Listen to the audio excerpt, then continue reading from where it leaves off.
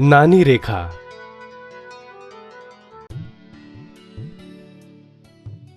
એક દિવસ અકબર બાદશાહે એમના દરબારમાં એક વિચિત્ર પ્રશ્ન પૂછ્યો.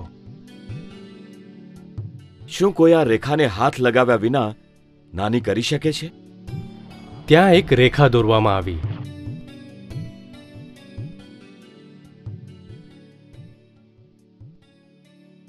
એ રેખાને હાથ લગાવ્યા વિના એ કેવી રીતે શક્ય છે? અરે બાદશાહને થયું છે શું? એટલામાં ત્યાં બિરબલ આવ્યો. જહાંપનાહ, હું એ કરી શકું છું. ઠીક છે, આવ બિરબલ, એ રેખાને તું નાની કરી દેખાડ. બિરબલે બાદશાહે દોરેલી રેખાની બાજુમાં જ એના કરતા એક લાંબી એવી જ રેખા દોરી.